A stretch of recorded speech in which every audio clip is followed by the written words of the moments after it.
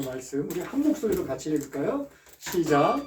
그들이 기다리는 바 하나님께 향한 소망을 나도 가졌으니 곧 의인과 악인의 부활이 있으리라 함이니이다. 아멘. 오늘 설교의 제목은 인기 없는 메시지라는 설교 제목으로 여러분과 함께 은혜를 나누겠습니다.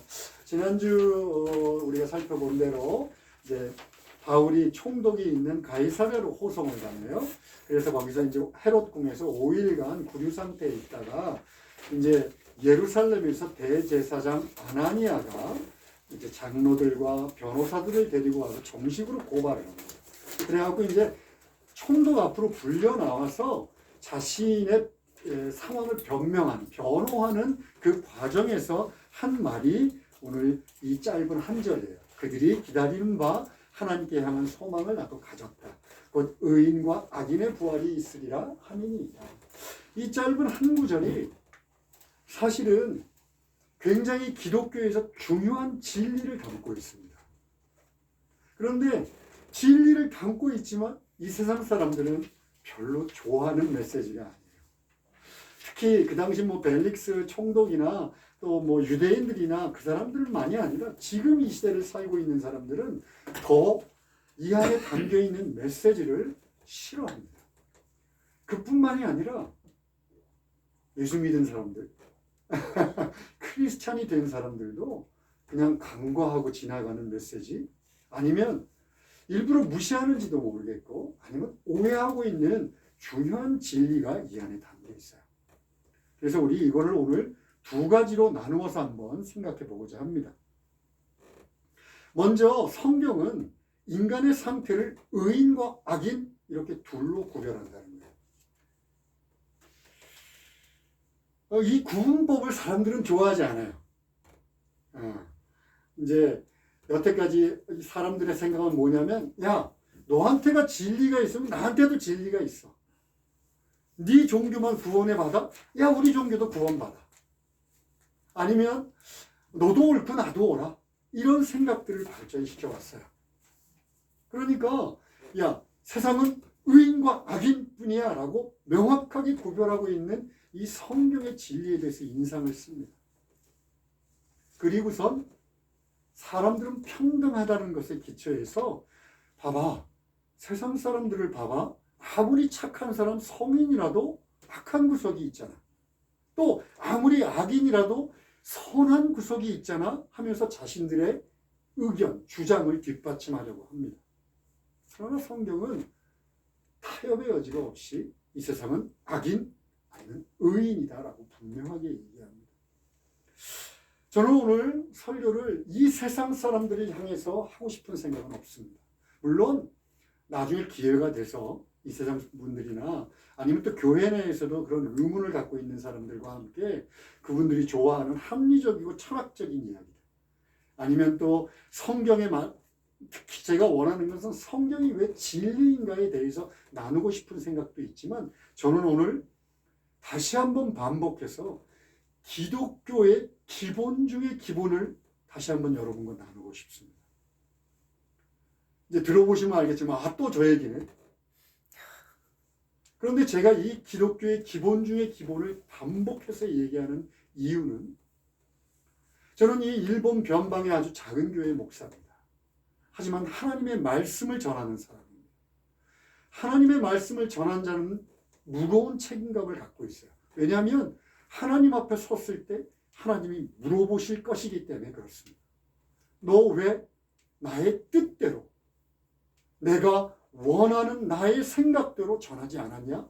라고 물어볼 때 하나님 앞에 부끄러움 당하고 싶지 않기 때문이기도 하고, 또 하나, 여러분, 성경의 말씀대로 기독교의 기본 진리에 서 있지 않으면 그 누구도 구원을 받을 수 없습니다. 그냥 자기들이 생각하는 대로, 착각하는 대로 믿어서는 구원의 길로 이를 수 없습니다. 뿐만 아니라 이 세상에 유혹과 죄악이 넘치는 이 세상에서 능력 있는 그리스도인으로 살아간다는 것도 불가능합니다. 그리고 또 올 한 해 제가 강조하는 복받는 인생도 불가능합니다.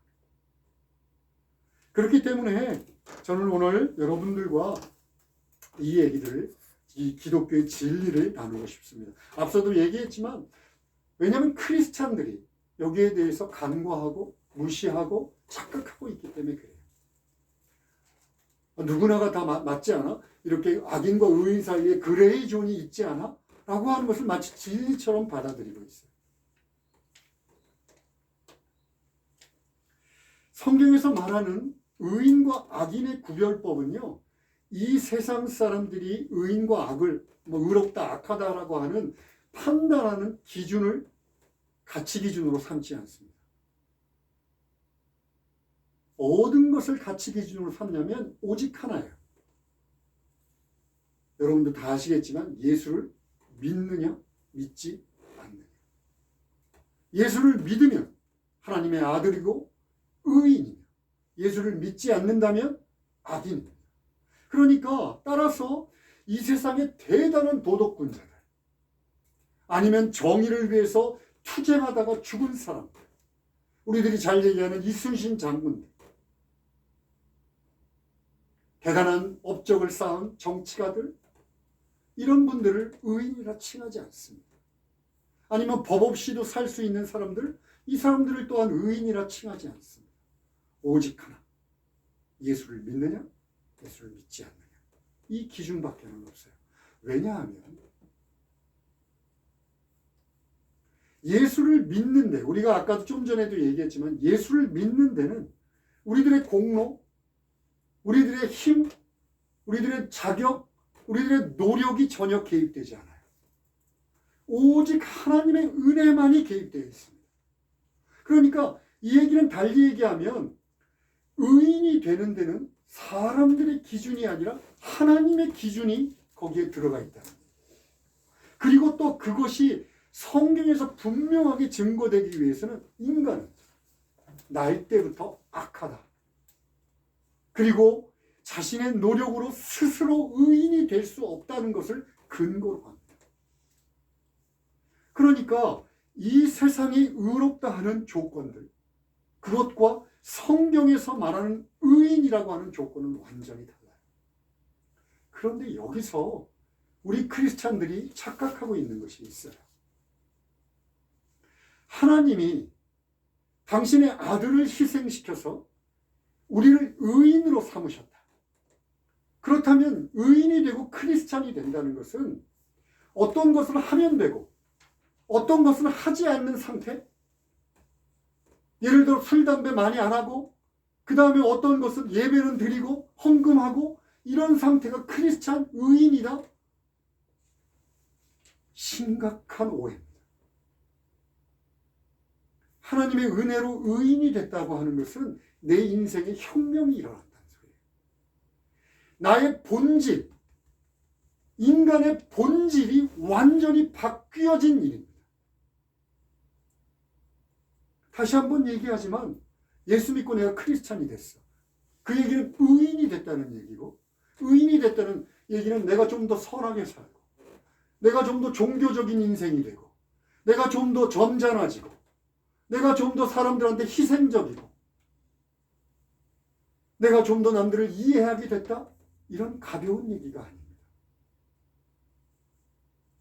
나의 인생이, 나의 삶이, 나의 인간으로서의 본질이 바뀌어졌다는 얘기를 의미해요.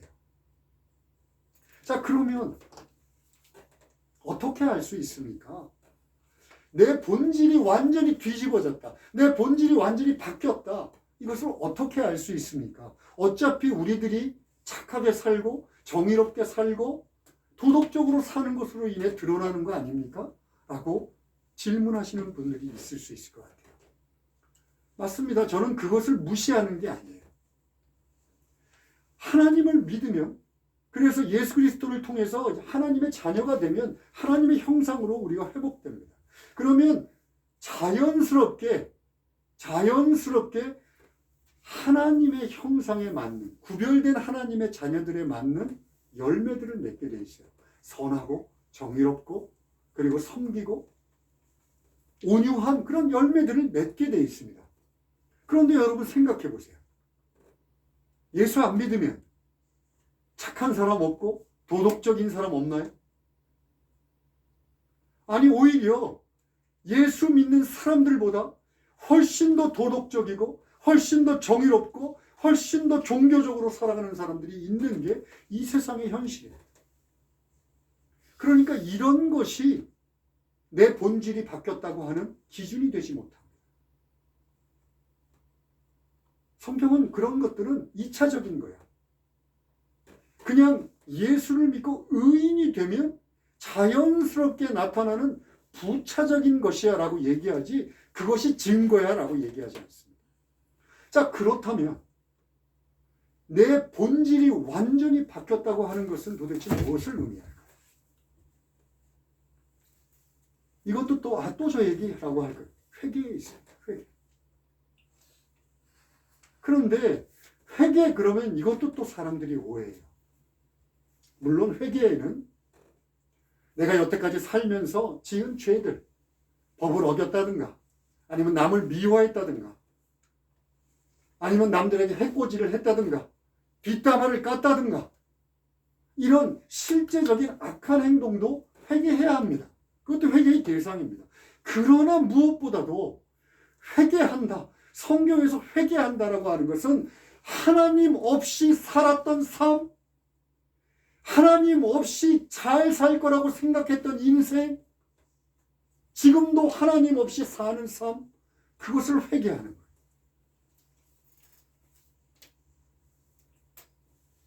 그리고 다시는 하나님 없는 삶을 살지 않겠다고 결정하는 것, 그런 존재가 되는 것, 이것이 바로 내 안에 본질이 바뀌었다는 거예요. 하나님을 거부하고 있던 인생에서 이제 하나님과 함께 살겠다. 하나님이 내게 가장 소중한 존재가 되었다라고 내 본질이 바뀌었다는 증거입니다.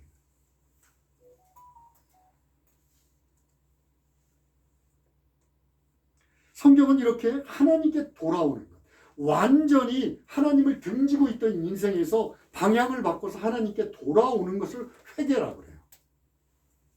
막 감정적으로 슬퍼. 나는 이제 하나님과 살 거야. 이게 아니라 이제 하나님을 향해서 표대를 삼고 살아가는 것, 이것을 회개라고 합니다. 그렇게 될 때 구별된 자로 선한 영향력, 착하게 살고 거룩하게 살고 도덕적으로 살고 그렇게 살아간다라고 성경은 이야기합니다. 여기서 중요한 한 가지 우리가 주목하지 않으면 안 되는데요. 자, 회개한다 그러니까 그러면 회개를 내가 하는가 보다, 내가 하는 거네 라고 생각한다는 거예요. 그래서 내가 막 감정을 짜내고 막 그 얘기를 떠올리고 그래갖고 잘못했다고 어떻게든 뭔가 좀 하고 싶고, 이것을 회개한다라고 생각하는 경향이 있어요. 그런데 회개는요, 내 노력이나 내가 어떤 감정을 짜내거나 내가 막 슬픈 생각을 하거나 아니면 막 의지를 갖고 돌아서거나 이런 것을 의미하지 않습니다. 이것도 은혜입니다. 이 말이 잘 이해가 안 가시죠? 자, 이거를 좀 설명하기 위해서 20세기의 영국의 가장 위대했던 설교자 마틴 로이드 존스가 했던 예를 들어서 제가 좀 설명을 하는 거예요. 신학적으로 예수를 믿는 것을 우리들에게 하나님이 예수를 심었다라고 얘기합니다. 다시 한번요. 우리들에게 예수를 하나님께서 심었다. 그냥 우리가 땅이고 예수가 심기운 거예요. 자, 그러면 땅이 스스로 예수를 심지 못하잖아요. 하나님이 심으셔야 되잖아요.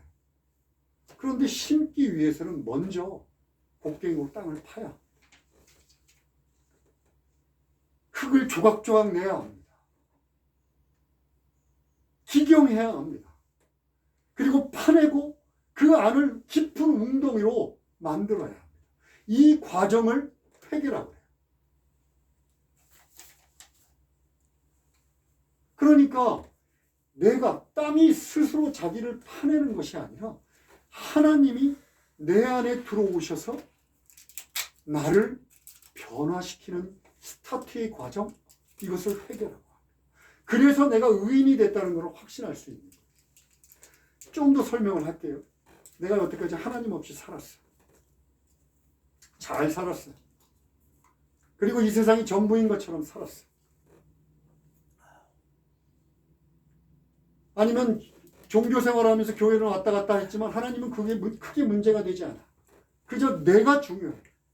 그래서 불법도 저지르고 사람들도 괴롭히고 어떻게든 내가 이익을 취하는 방법을 취했어요. 그런데 어느 날 하나님께서 오셔서 내 심령을 부숴버리시고, 아, 내가 죄인이구나. 내가 이렇게 산다는 것은 하나님께 멸망을 받을 수밖에 없는 죄인이구나. 그리고 자기가 갈라지고 쪼개지고 파여지는 과정. 이 과정은 단순하지도 않고요. 그냥 우리들이 회개했어 한마디로 끝나는 과정도 아니고요. 두렵고 고통스러운 과정. 여러분, 자신이 완전히 뒤집혀져 가지고 자신의 민낯을 보는 거 즐거울 것 같습니까? 자신의 민낯을 보는 과정은 절대로 즐겁지 않습니다. 실망스럽고 좌절감이 있고 고통스럽습니다. 그런데 이 과정이 바로 내가 의인이 되었다는 스타테지즘이에요. 물론 사람에 따라서 개인적인 차가 있습니다. 개인적인 차가 있어요. 또 시간이 더 걸리는 사람도 있습니다. 누구처럼 완전히 한꺼번에 뒤집어지지 않고 천천히 바뀌는 사람들도 있습니다. 그런데 내가 이제부터 이 세상을 바라보던 시선, 하나님에 대하던 시선, 그게 바뀌기 시작했다면 하나님이 일하고 계시는 거예요. 하나님 없이 살 수 있다고 믿었는데 하나님 없이는 못 살겠구나. 시선이 바뀌기 시작했다? 하나님이 일하고 계시는 겁니다. 이때 필요한 것이 하나님, 제가 정말 회개할 수 있도록 도와주십시오라고 기도합니다. 여러분, 누가복음 7장에서 예수님께서 분명하게 얘기했어요. 빚진 자 중에 더 많은 빚을 진 자, 그것이 없어진 자가 더 감사한다. 무슨 얘기입니까? 모든 사람의 죄가 다 다르다는 얘기일까요? 아니요. 더 철저하게 무너진 자, 더 철저하게 하나님 앞에 자신이 죄인이라 고백한 자, 그들이 더 의롭게 살 수 있다. 그리스도인으로 살 수 있다는 얘기를 하고 있는 겁니다. 그러니 하나님께 간구해야 합니다. 하나님, 제가 철저하게 무너질 수 있도록, 철저하게 회개할 수 있도록 도와주십시오. 이것이 이 세상에서 의인과 악인을 구분하는 유일한 방법이고 이것이 하나님의 뜻입니다. 두 번째 특징을 한번 알아봅시다. 바울은 여기에서 의인과 악인의 부활이 있다는 소망을 가지고 있다고 얘기합니다. 그들이 기다리는 하나님께 대한 소망, 그 소망을 나도 가졌다. 어떤 거냐면 의인과 악인의 부활이 있다.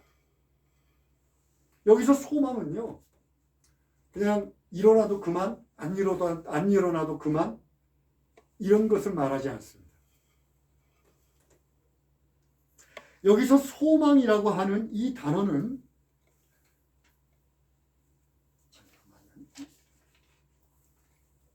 엘피스라고 하는 그리스어인데, 이 엘피스라고 하는 것은 어떤 확실한 것에 대한 분명한 기대를 말해요. 그러니까 반드시 있을 것, 반드시 일어날 것에 대한 분명한 확실한 기대, 이것을 이 소망이라고 하는 엘피스라 얘기합니다. 그러니까 바울은요, 내가 이렇게 살다가 어느 날 죽으면 그냥 또 부활해서 하나님 막연하게 그냥 기대하는 그것을 얘기하고 있는 것이 아니라 나는 확신합니다. 나는 확실히 믿습니다. 악인과 의인이 부활할 것이고 특별히 의인의 부활에 대한 두근거리는 설레임을 갖고 있습니다. 라는 얘기예요. 자, 그렇다면 바울은 어떻게 이런 소망을 갖게 되었을까요? 바울이니까 이래버리면 이제 할 말이 없어요. 바울이니까. 우리 그것을 이해하기 위해서는 성경이 얘기하는 구분법 중에 의인과 악인의 구분법을 복 있는 사람과 악인으로 구별하기로 해요. 우리 제일 잘 나타내고 있는 시편 1편 1절 2절을 우리 함께 읽겠습니다. 함께 읽을까요? 시작. 복 있는 사람은 악인들의 꾀를 따르지 아니하며 죄인들의 길에 서지 아니하며 오만한 자들의 자리에 앉지 아니하고 오직 여호와의 율법을 즐거워하여 그의 율법을 죄하러 묵상하는도다. 아멘. 여기서 복 있는 사람들이 바로 의인의 지금 대체어예요. 왜냐하면 뒤에 보시면 이제 1장 5절 6절에 가면 의인들에 대해서 똑같은 말을 하고 있기 때문에 그래요. 자, 그런데 하나님이 인간을 만들고 인간을 향한 뜻은요 아주 분명합니다. 뭘까요? 제가 계속해서 설교에서 얘기하는데 지금 올해 들어서 복 주시기 위함이에요. 복 주시기 위함. 하나님께서 인간을 창조하신 이유는요 복 주시기 위함입니다. 자, 그런데 하나님의 복, 이 시편에서 얘기하는 이 복이라고 하는 것은요 조금 의미가 달라요. 조금 의미가 달라요. 같은 복이라고 우리는 번역이 되지만 히브리어에서 복을 나타낼 때는 바라크라고 하는 단어하고 그 다음에 에쉐르라고 하는 단어 두 가지 단어를 씁니다. 그런데 이 바라크는 정말 하나님이 아담을 창조하시고 그의 인간들, 후손들을 축복하시기를 원하고 복 주시기를 원할 때 그런 일반적인 복을 바라크라고 해요. 그런데 시편에서 기록하고 있는 이 에쉐르라는 복은 하나님과 계약을 맺고 인격적인 관계에 들어온 사람, 하나님과 인격적인 교제를 갖고 하나님의 말씀을 즐거워하며 그 말씀에 순종하는 사람들에게 보상으로 주어지는 복이에요. 다시요. 여기서 말하는 에쉐르는 하나님과 인격적인 교제를 나누며 하나님의 말씀을 즐거워하고 하나님을 순종하기를 원하는 자들에게 보상으로 주시는 복, 이것이 바로 복 있는 사람의 복입니다. 시편 1편에서 시작한 이 복은요 시편 전체를 관통합니다.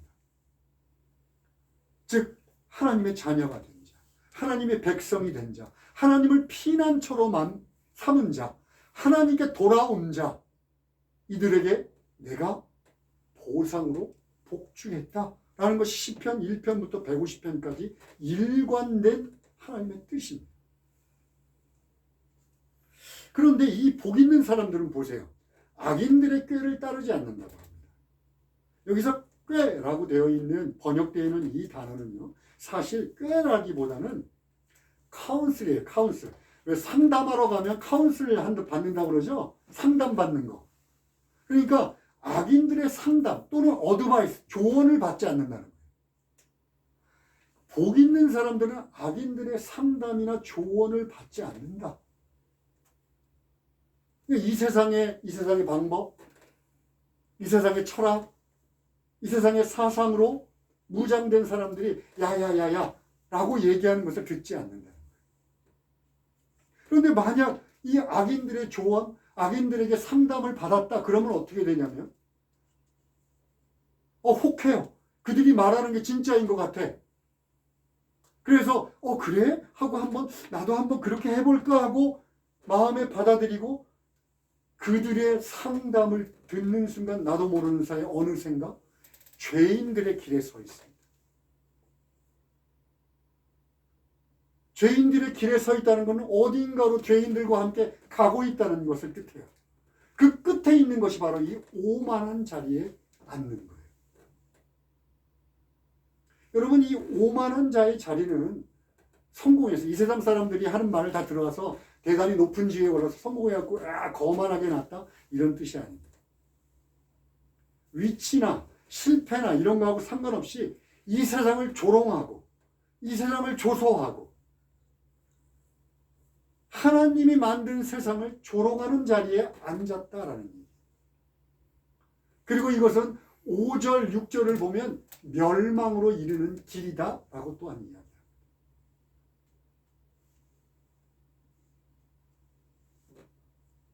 그런데 복 있는 사람은 자, 악인의 꾀를 따르지도 않아. 죄인들의 길에 서지도 않아. 오만한 자들의 자리에도 앉지 않고 오직 어떤 사람이라고 얘기해요?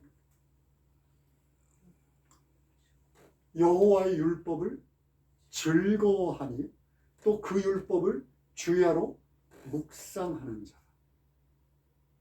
여기서 묵상한다는 그냥 한번 이렇게 생각하는 것이 아니라요. 사실은 암송한다는 거예요. 암송한다. 그래서 일본어는 히루모 요르모 구찌지 사모라고 얘기하는 거예요. 그러니까 하나님의 말씀이 너무 좋아. 그리고 그거를 늘 암송하고 어느 때나 그것들을 암송하고 기억하고 떠올리는 것, 이것을 묵상한다라고 하는 거예요.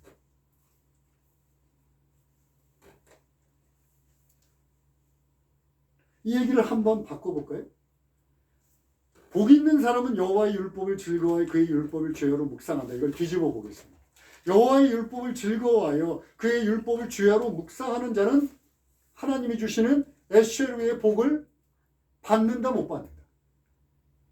받는다. 성경이 분명하게 얘기합니다. 내가 여호와의 율법을 너무 즐거워해. 하나님의 말씀이 너무 좋아. 그래서 말씀을 암송하고 말씀을 보고 말씀을 공부하고 그렇게 되면 하나님이 그 보상으로 어떻게 하겠다? 복을 주겠다라는 것이 시편의 에쉐르의 복이라고 그랬잖아요.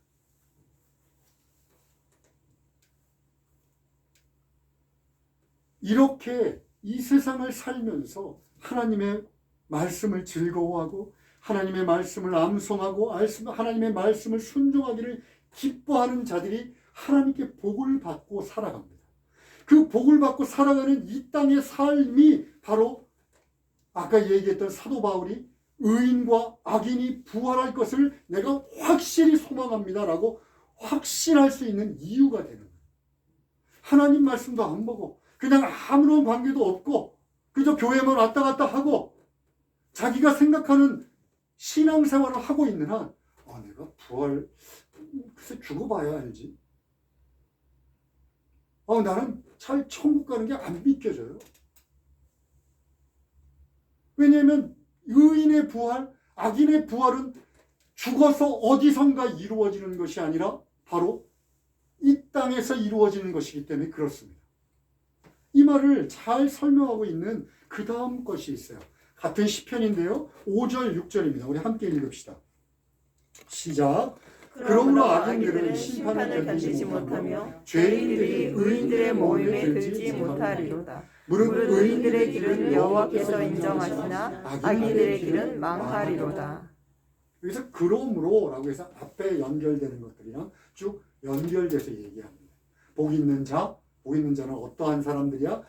악인들은 어떤 사람들? 즉 생명나무의 시냇가에 심기운 나무가 복 있는 사람이야? 바람에 날리는 겨와 같은 인생이 악인들이야 라고 얘기하면서 결론을 이렇게 냅니다.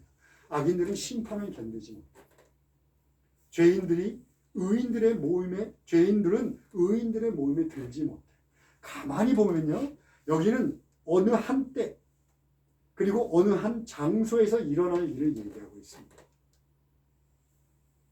하나님이 이 땅을 심판하시는 날.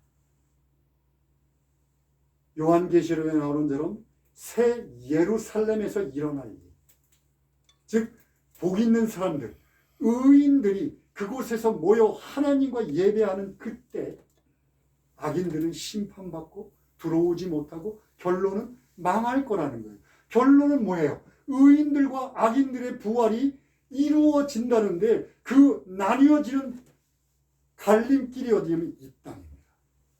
이 땅.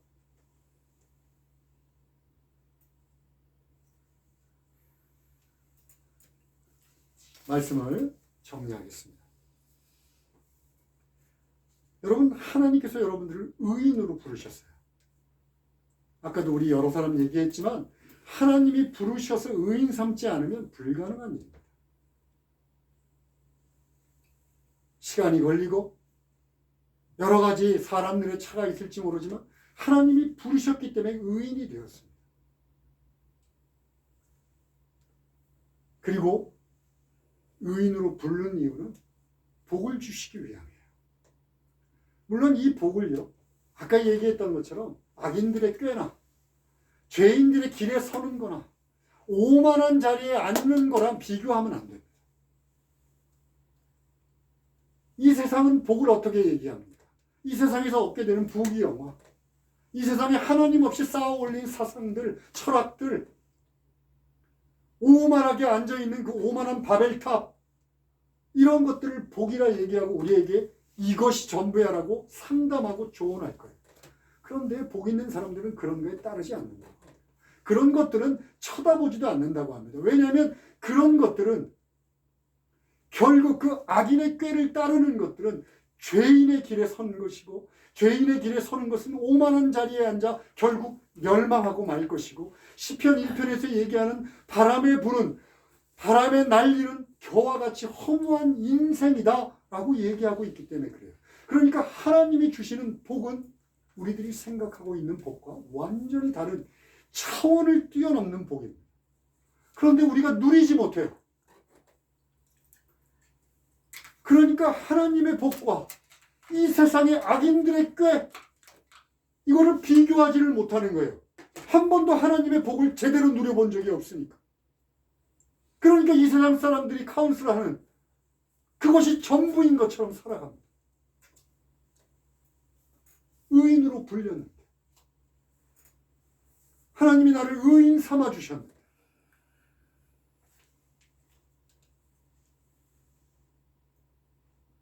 제가 여태까지 한 설교는요, 이 세상 사람들이 싫어하는 설교.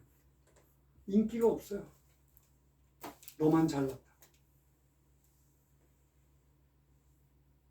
그런데 여러분, 제가 지금 개인적인 나의 의견을 얘기하고 있습니까? 성경의 근거에서 성경의 말씀을 하고 있잖아요. 야, 그런데 왜 복받는 길을 여러분 뒤로 미우십니까? 왜 하나님이 주시는 참된 복을 누리는 것을 저 바깥으로 내팽개쳐 버립니까?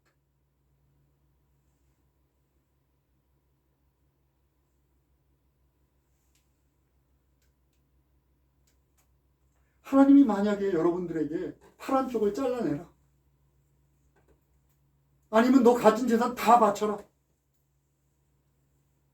아니면 저 오지에 가서 봉사해라,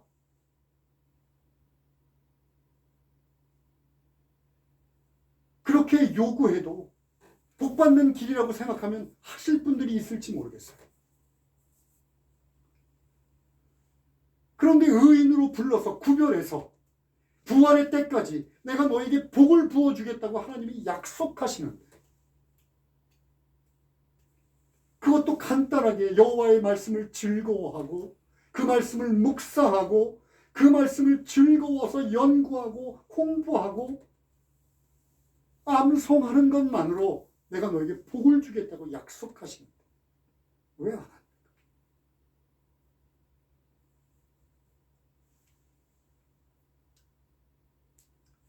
부디 올해는 여러분 정말 이 진리 안에 담겨있는 하나님의 축복을 거부하지 마십시오. 하나님이 말씀하시는 이 진리를 거부하지 마십시오. 부디 SLU의 성도 한 사람 한 사람한테 세상 사람에겐 인기 없는 메시지인지 모르지만 여러분들은 정말 사모하는 메시지가 되기를 간절히 소망합니다.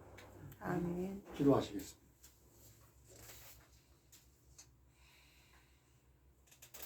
하나님 아버지, 하나님의 말씀이 너무나 가벼워진 세상, 때로는 하나님의 말씀이 조롱받고 있는 세상, 그 원인 중에 하나가 저희들에게 있음을 고백합니다. 예수 믿은 자들이 먼저 하나님의 말씀을 우습게 알았고 하나님의 말씀을 가볍게 알았고 이 세상의 즐거움과 쾌락보다도 하나님의 말씀을 더 우선시하지 않았음을 고백합니다. 주여, 저희들에게 이 에셀 교회만이라도 하나님 말씀을 무겁게 생각하고 그 말씀이 주실 축복들을 두근거리는 마음으로 소망하고 그렇게 살아가는 저희들 될 수 있도록 주여 축복하여 주시옵소서. 예수님의 이름으로 기도합니다. 아멘. 아멘.